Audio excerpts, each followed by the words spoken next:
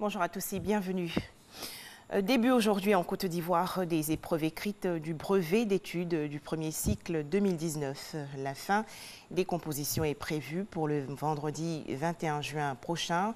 Le ministère de l'Éducation nationale, de l'enseignement technique et de la formation professionnelle invite les élèves des classes de 3e à éviter la tricherie.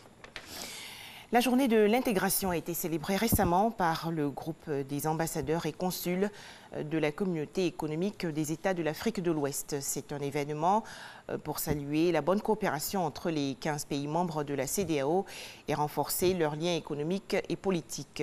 Les festivités qui se sont déroulées dans la commune de Cocody ont également permis de célébrer le 44e anniversaire de l'organisation intergouvernementale ouest-africaine.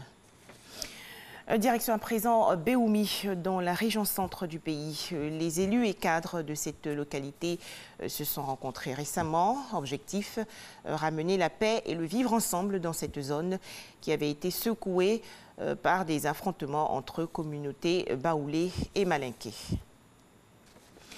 Célébration aujourd'hui, lundi 17 juin 2019, de la journée mondiale de lutte contre la désertification et la sécheresse. Il s'agit pour les pays signataires de la Convention des Nations Unies sur la lutte contre ces deux fléaux, dont la Côte d'Ivoire, d'amener leur population à comprendre les conséquences désastreuses de la désertification et de la sécheresse. Les explications dans ce reportage de Davis Oyo et Abou Sanogo.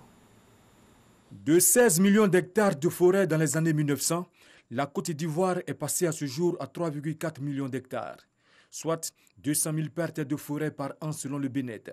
Cette avancée de la déforestation est due en grande partie aux activités humaines liées aux mauvaises pratiques agricoles, à l'exploitation abusive du bois, des ressources minières sous toutes ses formes et des effets pervers des changements climatiques.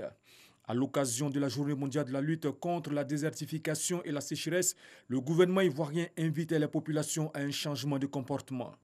Depuis quelques années, il faut le souligner, le pays est confronté à la dégradation de ses terres. C'est pourquoi nous tenons à saluer toutes les initiatives qui visent à préserver nos terres de la perte de l'une de leurs fonctions principales qu'est la production, ou à défaut, toute initiative qui vise à les restaurer quand la dégradation s'est imposée à nous. Ainsi, on peut espérer diminuer la dégradation des terres et la destruction des forêts, associées aux effets néfastes des changements climatiques. Cette année, le thème retenu pour cette journée mondiale est « Cultivons l'avenir ensemble », avec comme slogan « Attention au désert, lorsque nous construisons ensemble l'avenir que nous voulons ».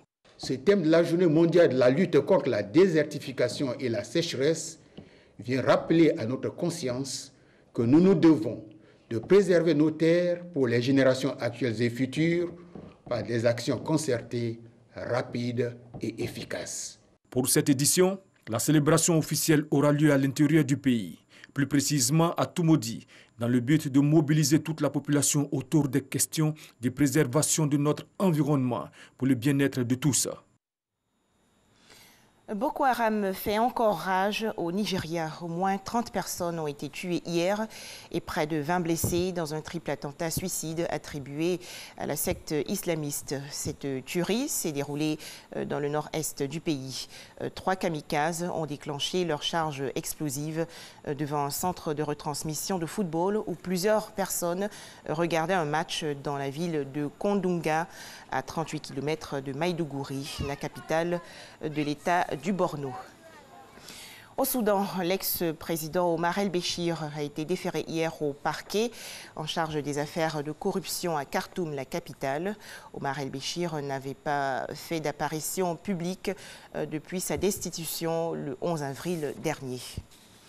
Enfin, plus de 50 personnes ont péri en 24 heures dans l'état de Bihar, dans le nord de l'Inde, où sévit depuis plus de 2 semaines une chaleur extrême.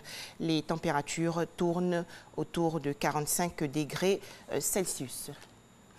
Merci de nous avoir suivis. 13 h, le journal.